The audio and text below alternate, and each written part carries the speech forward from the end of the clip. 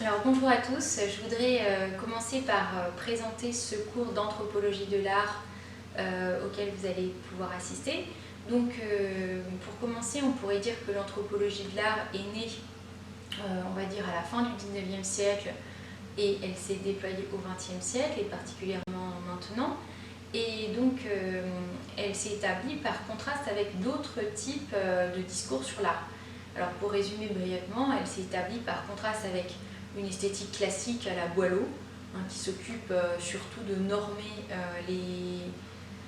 le beau pour ensuite donner ses règles à l'art. Elle s'est construite par contraste également avec l'esthétique empiriste d'un Hume, David Hume essayant de parler surtout du jugement de goût et de dire ce qui fait que des experts peuvent être dits experts, etc. etc.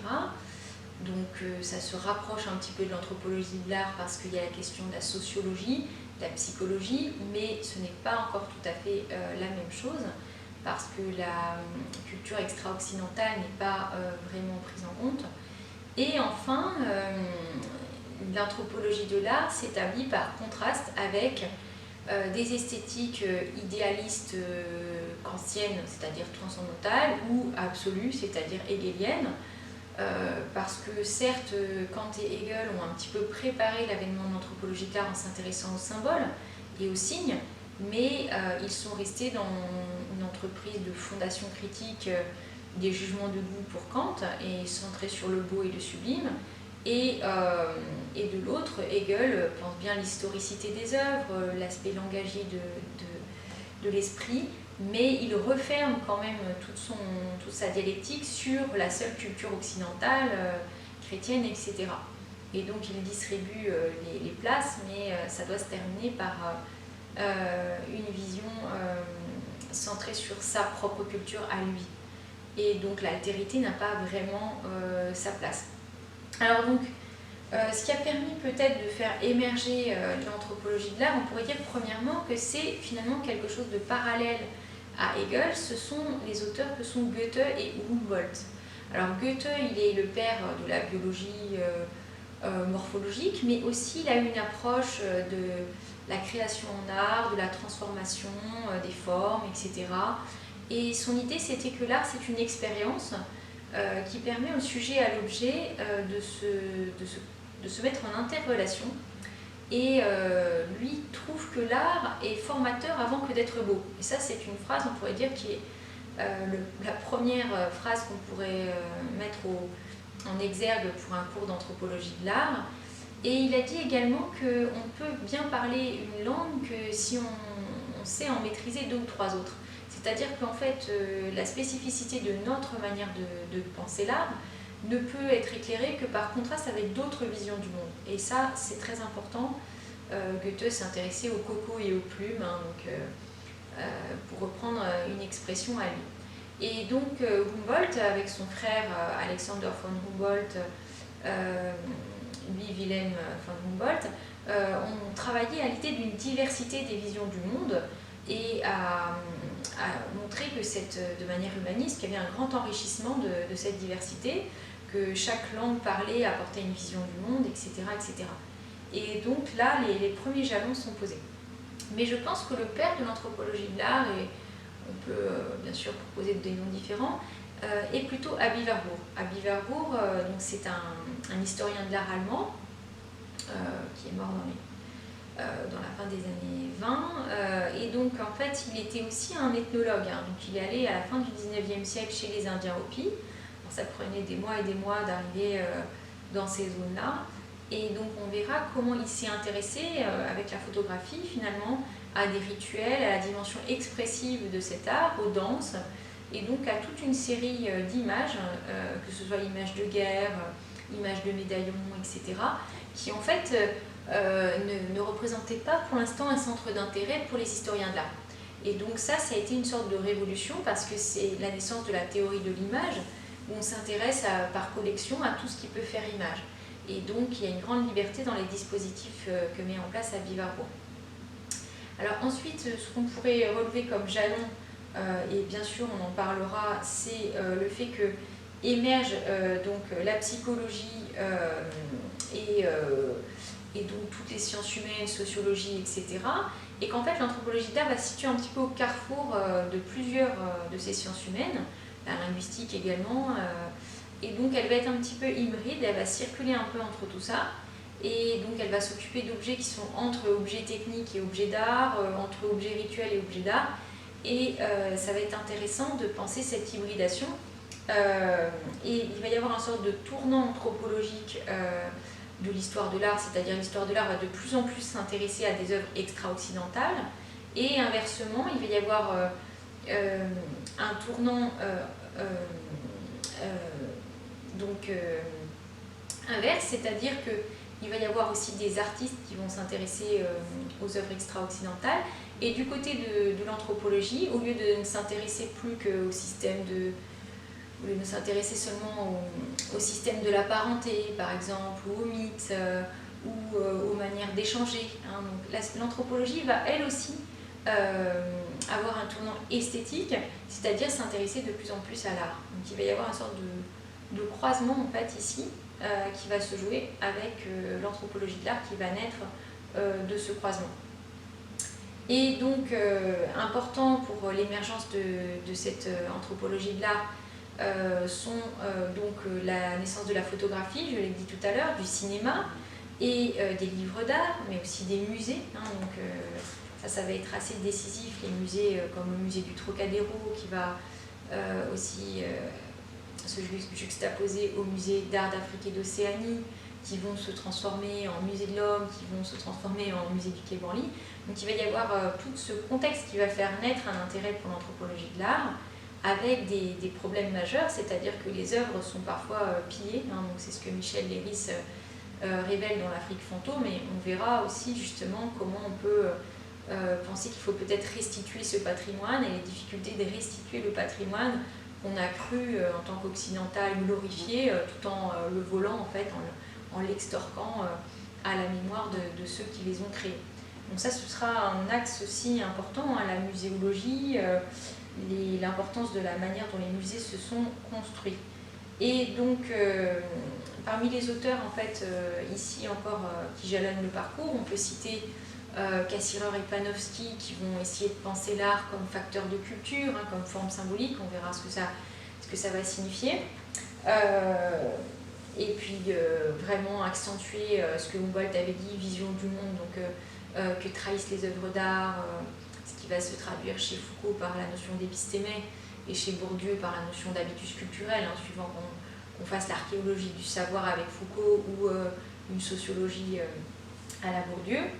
Et ça va se traduire également avec des auteurs comme Leroy-Gourhan, André Leroy-Gourhan, un paléontologue du XXe siècle, par des enquêtes entre objets techniques et objets d'art, entre signes abstraits et signes figuratifs dans les grottes préhistoriques ornées. Donc là, il va y avoir tout un nouveau champ, en plus des champs extra-occidentaux, il va y avoir aussi notre passé, c'est-à-dire l'homme préhistorique et son rapport à la proto-écriture que constitue, selon Leroy-Gourhan, l'âge des cavernes. À l'âge des cavernes, mal nommé d'ailleurs, les représentations rupestres. Et puis, donc, il va y avoir encore d'autres auteurs importants ici pour notre propos. C'est, alors en fait, antérieur chronologiquement, mais je le situe ici dans mon panorama pour vous expliquer un peu l'importance de cette hybridation entre objets techniques et œuvres d'art. Important également, donc Gottfried Zemper. Gottfried Zemper, c'est un architecte, donc allemand, qui va essayer de penser ce que c'est que les arts appliqués et les mettre en rapport avec l'architecture. Il va avoir l'idée de faire un musée où il y aurait au centre l'architecture et sur les côtés, hein, dans les ailes, tous les arts appliqués représentés, art du feu, art de la céramique, art du bois, etc. Et donc, cette fois-ci, ce qui est intéressant par rapport à l'esthétique classique, c'est qu'est pris en compte finalement des arts qui étaient dits mineurs. Hein. Il n'y a plus d'art majeur, d'art mineur. Tout peut être art fonctionnel et art libre. En fait, tout peut être mis en continuité de l'art fonctionnel. Par exemple, quand on faisait des maisons, il fallait tisser en fait les murs pour faire tenir les parois. Et puis ensuite, On va jusqu'au style, c'est-à-dire jusqu'à une tapisserie qui va ne plus avoir de fonction de mur, mais qui va servir d'ornement et qui va garder une sorte de mémoire en fait de la première utilisation donc du mur comme tissage. Et donc ça c'est assez intéressant parce que Gottfried Zemper, en bon morphologue, trace une continuité entre ce qui est végétal, biologique et puis le culturel. Donc ça c'est assez intéressant et assez moderne. Alors ensuite, nous étudierons également donc, André Malraux, hein, donc, qui va nous permettre en fait de voir une autre vision du musée parce que lui il va parler du musée imaginaire. Donc ça va nous relancer vers l'importance de la photographie. Alors lui, il pense que ce musée imaginaire, chacun d'entre nous le possède en fonction de toutes les photographies qu'on a pu voir, les agrandissements qui permettent à des arts d'émerger. Et donc c'est intéressant son approche réfléchie sur le dispositif de la photo et le regard de l'occidental qui transforme une statue votive en œuvre d'art. Hein, donc c'est intéressant qu'il perçoive que l'entrée dans les musées fait perdre la fonction culturelle aux objets qu'on vole, entre guillemets, on extirpe de l'histoire pour simplement admirer la forme esthétique. Mais ce qui va être intéressant, c'est que Malraux va nous permettre aussi de mesurer le danger d'une esthétisation des objets. Quand le musée du Quai Branly s'est constitué, les ethnologues ont eu peur qu'on cède au penchant à l'esthétisme, c'est-à-dire qu'on ne regarde que les pures formes des objets extérieurs en oubliant leur culture, en oubliant les usages techniques. Et donc là, il y a toute une réflexion à faire. Ce qui va être intéressant également, ça va être de voir ce que nous dit également Claude Lévi-Strauss, hein, qui ne s'est pas occupé directement de l'art au début, hein, qui s'est d'abord occupé plutôt des systèmes de la parenté et des mythes, puis ensuite en fait s'est intéressé aux masques et aux peintures des Caduvéo. Et donc ça a bien sûr une place de choix dans cette anthropologie de l'art que j'essaye de vous dessiner. Et enfin, on pourrait aller avec cette science du concret que propose Lévi-Strauss jusqu'à Philippe Descola, hein, qui est celui qui a occupé un petit peu le poste, la chaire à la suite de Lévi-Strauss dans les différentes instances de l'ethnologie. Donc Philippe Descola, qui est bien sûr notre contemporain et qui a pensé vraiment l'art en termes de vision du monde. Alors lui, il les a limités à 4. Donc la vision du monde totémiste, analogiste, animiste et naturaliste, la nôtre. Et donc il a essayé, avec la Fabrique des images, de projeter en art ce que donnent ces 4 visions du monde et de montrer que c'est très différent de penser l'art en tant qu'animiste, totémiste, analogiste ou naturaliste. Et que ça donne une autre approche, non seulement de l'homme, des animaux, de la nature, mais aussi de quantité d'autres paramètres qu'il explique bien.